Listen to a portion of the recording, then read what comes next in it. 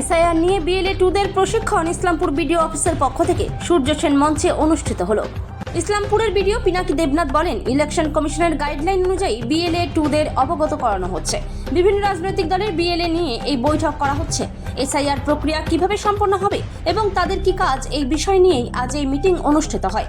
বিভিন্ন রাজনৈতিক দলের বিএলএ তারা এই বৈঠকে উপস্থিত ছিলেন এবং কিভাবে এসআইআর এর প্রক্রিয়া সম্পন্ন করতে হবে সে বিষয় নিয়েই বিডিও অফিসের আধিকারিকরা তারা বোঝান এবং কিভাবে কাজ করতে হবে সে বিষয় নিয়েও আজ এই মিটিং এই আলোচনা করা হয়। বিএলএরা বলেন, আজকের এই মিটিংয়ে এসআইআর প্রক্রিয়ায় কিভাবে কাজ করতে হবে তা বোঝানো হয়েছে।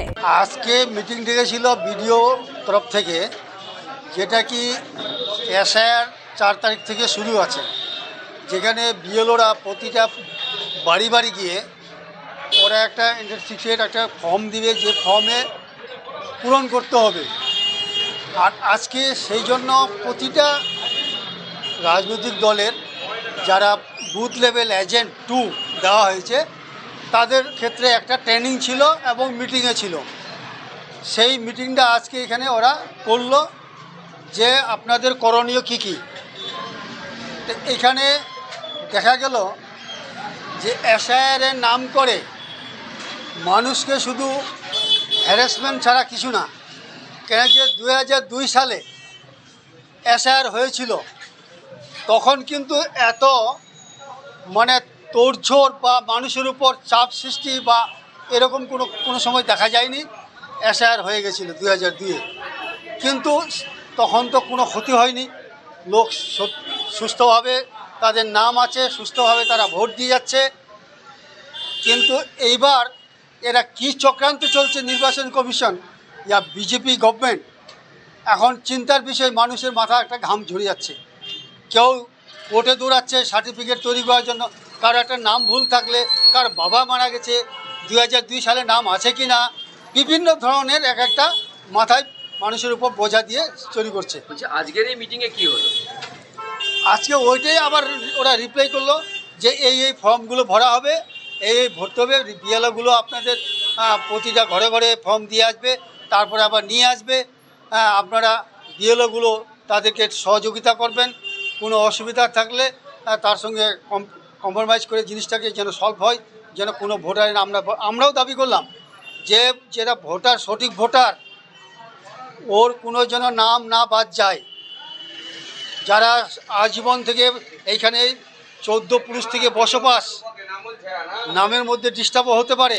2002 সালে নাম আছে একটা, তারপরে সংশোধন করে এখন 2025-এর লিস্টে নাম আছে আসল নামটা, কিন্তু ওটার সঙ্গে এর সংযোগটা কি করে হবে সেটা নিয়ে প্রশ্ন করা হয়েছে। হ্যাঁ, বলছে একই নাম ওখানে লেখা যাবে, 2002-এর যেটা নাম আছে ওই একটা কলম আছে সেখানে লাগবে, এইভাবে বললো এরা। আপনি এখানে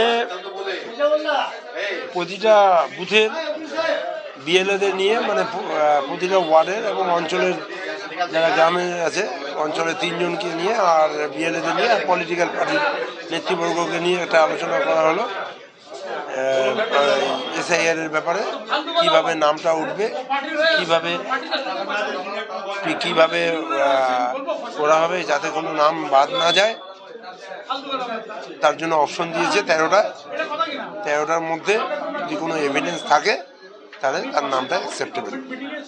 বলছি, এসআইআর নিয়ে কতটা আমরা সংশয়ে আছি, এসআইআর নিয়ে সংশয়ে আছি আমরা চাচ্ছি যারা প্রকৃত ভোটার, অনেকের প্রকৃত ভোটার থাকা সত্ত্বেও অনেকের 2002 সালে তাদের বাবা মার নাম নেই এবং কোনো রিলেটিভের নাম নেই, কিন্তু তারা প্রকৃত ভোটার।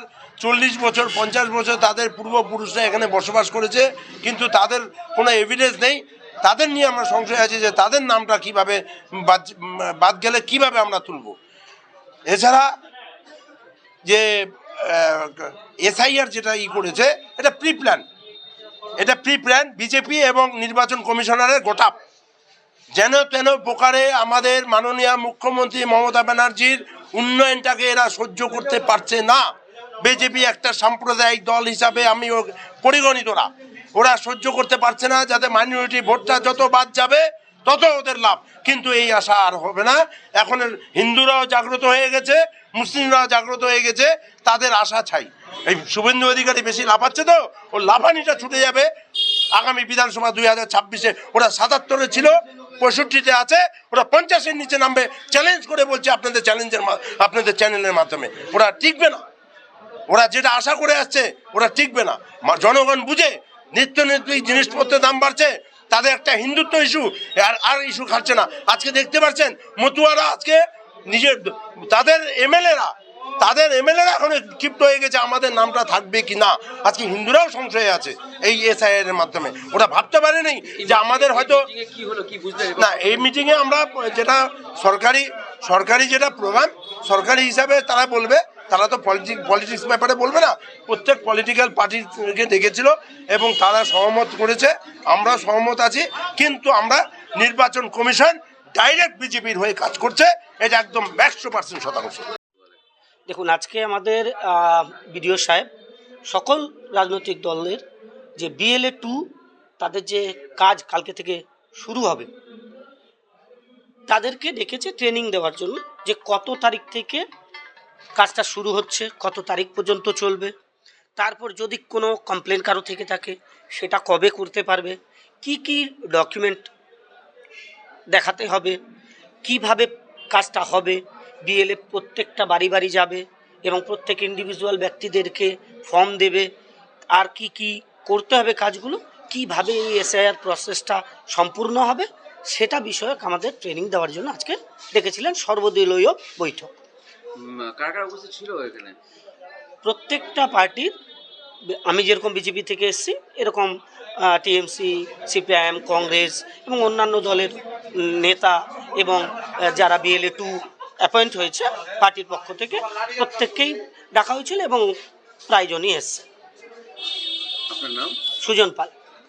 বিডিও অফিস থেকে আমাদের কাছে এরকম খবর গেছিল যে এখানে যারা মানে BLA যারা আছে সেই BLAদেরকে নিয়ে আজকে এখানে একটা মিটিং হলো এবং আগামীকাল থেকে যে এসআইআর যে কাজ শুরু হবে সেই বিষয় নিয়ে এখানে বিডিও অফিসে যে রিপ্রেজেন্টেটিভ ছিল এবং বিডিও সাহেবও ছিলেন, তারা এখানে বিস্তারিত আলোচনা করলেন যে আমরা কিভাবে আগামী দিনে যে BLOরা আমাদের বাড়ি বাড়ি যাবে এবং তারা গিয়ে সেখানে ফর্ম দেবে এবং সেই ফর্মগুলো ফিল আপ করে আবার তাদের কাছে জমা করতে হবে।